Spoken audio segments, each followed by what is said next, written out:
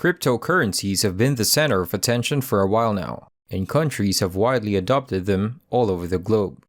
Investors like Kevin O'Leary believe that governments must regulate cryptocurrencies to be utilized efficiently.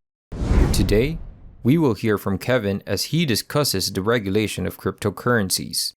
Stick around until the end to learn more about crypto regulation's benefits.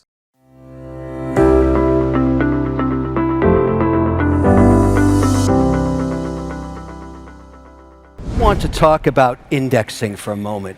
Now, many of you know what that is if you're an institution, but let's say you're a very, very wealthy Middle East sovereign fund and you're managing, I don't know, $500 billion. And you don't need any more oil as an investment because you've already got that in the ground. So you go to an indexer like me and say, look, give me the S&P, less energy, less airlines. And that's what indexers do. So we as an industry get to see fund flows 24/7 every day. And there are billions of dollars out there waiting for policy, because for all the excitement about Bitcoin, for all the excitement about crypto, for all of the wonderful productivity, these products and blockchain, and everything that's promised that you're going to be hearing about the next 3 days, these massive pools of capital, these trillion-dollar pools, own this much crypto. This much. Practically nothing. It's the purvey of high net worth individuals, hedge funds, and retail investors. And that's okay. But what we're missing is policy. When we get policy and the regulator regulates, that's not a negative thing. The spigots of capital are going to flood into this sector like you've never seen. And so for those of us that can invest in it now, you're getting ahead of what's going to be a huge wave of interest when policy occurs. I predict in the next 10 years that crypto, blockchain, Bitcoin, all of this innovation will be the 12th sector of the S&P. Now, why do I say that? Because Bitcoin is not a coin, it's software. Ethereum is software. Avalanche is software. Helium is software. Solana is software. It's all software. And the smartest hands over keyboards today in the world are developing on the chain and bringing innovation to financial services, which in the end is the largest sector on earth.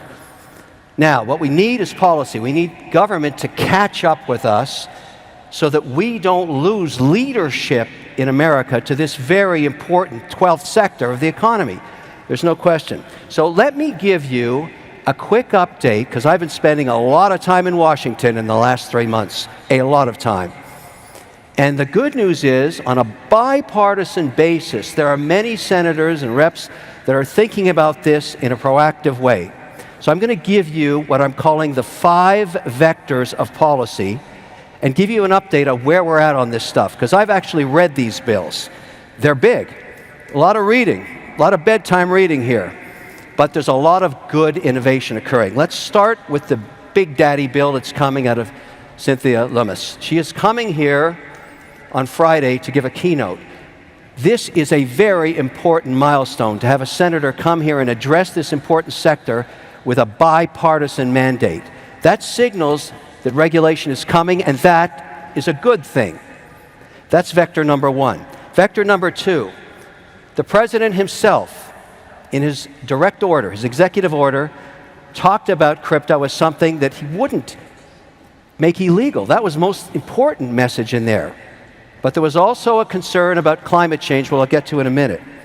Then there's BlackRock, the Larry Fink mandate that has discussed this sector as well, also a concern about ESG and climate change. Last night at 6 o'clock, Bill Hagerty dropped a bill. 2 pages. I spoke to the senator last night. A 2-page bill that would make stable coins legal. This is a genius piece of legislature. If it's 2 pages, every senator can read it. And it's very simple. What this says is this. Why is this any different than a money market fund? Why can't we have a simple audit every 30 days with the underlying security and side of it, whether it be USDC or any other stable coin? And why can't we limit the duration of the asset to 12 months or less? And then why don't we let the market compete to provide stablecoins, which are now way past $100 billion, and allow institutions to put this on their balance sheets? 2-page bill. There's a senator that wants to do business. I, of course, applaud this mandate because my own auditor won't let me and my operating company do anything with stablecoin because there's no regulation on it. So maybe the best way to approach this for all of us that are interested in crypto is to pick one pillar of value. And right now, I would argue that stablecoins are one of the fastest growing asset classes outside of Bitcoin, and help this become policy and law, and watch what happens. And the reason you should care is, if it's backed by the US dollar, it will become the reserve currency of the earth. That's what will happen. And why would we want to give that up to any other country? Why would we ever give that innovation up? So let's regulate this. Let's get behind this bill and make it happen. And I'm not asking the federal government to write one line of code. That's not their job. Let the free market, let the private sector develop these stablecoin products and let them compete, just like Fidelity competes with their money market fund, like Schwab competes. They're regulated and everybody uses them when they have a cash balance on their account. Let's do the same thing here. That way, we have the innovators coding and we have the government regulating. That's a great outcome. It's coming soon. Now, let's talk about the minefields in the 5 vectors of policy. We'll start with the SEC. Now, I don't know if you read these memorandums, but a few weeks ago, they started proposing that in addition to financial audits in all companies that are public, in all 11 sectors of the economy, that they have a carbon audit. That they get somebody, if you claim that you're carbon neutral, you're going to get audited every quarter. Now, in the Bitcoin mining industry, where I'm a participant, the way we get carbon neutral is we buy carbon offsets.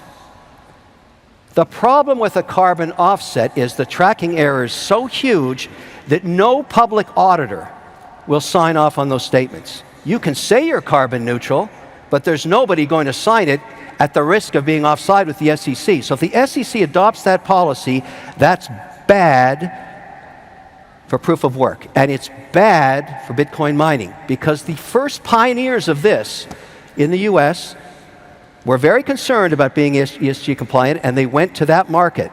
They went to the offset market. 2 weeks ago in the EU, they tried to ban proof of work because they were so concerned about how much carbon it was doing.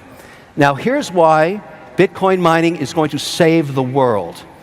If this policy gets implemented, because it's also in the ESG mandate that Larry Fink at BlackRock put in place, and it's also mentioned directly deep in the executive order of the president himself. It's a direct swipe at Bitcoin mining. But why is Bitcoin mining good for the earth? Because the next generation of Bitcoin miners, and some of them are represented right here, are starting to work with energy that does not require carbon. Hydroelectricity and nuclear power, wind and solar. The drive to produce Bitcoin is so economic in value that they will go ahead and fund the next generation of machines and turbines. 90% of dams built in America in the last 100 years contemplated hydroelectricity but never installed the turbines. I'll install the turbines. Why? Because it's great economics if I can use that and not be hassled by a carbon audit. This is the future of Bitcoin mining. We will be developing power for all communities while we mine coin in an ethical and 100% green mandate that we can do with hydroelectricity. This speaks to Montana. It speaks to the Tennessee Valley, upstate New York, Quebec, Canada, northern Norway. All of these places, Georgia, have an abundance of unused hydro, and that is the future of Bitcoin mining. And it's a good thing. It provides for communities. It provides extra power. And the capital required for this is unlimited. Now, the beautiful strategy here is when we get policy, this is the Loomis bill right here, and there's lots of good news in this thing, when we make Bitcoin an allocation for institutions, which they do not have yet, what I predict will happen, they will put between 50 basis points and 3 basis points or 300 basis points into their portfolios. How much money is that? Trillions of dollars. So if you want to see Bitcoin appreciate in value, if you're an advocate like I am, because it's software and it's a property and maybe it's a currency, you want regulation. You embrace this and you stand back and watch the capital pour into this. What do you guys think of Kevin O'Leary's views on regulating cryptocurrencies? What are your thoughts on the future of cryptocurrencies like Bitcoin? Comment and share your ideas in the comment section down below. If you enjoyed this video, please like and subscribe. And we'll catch you on the next one.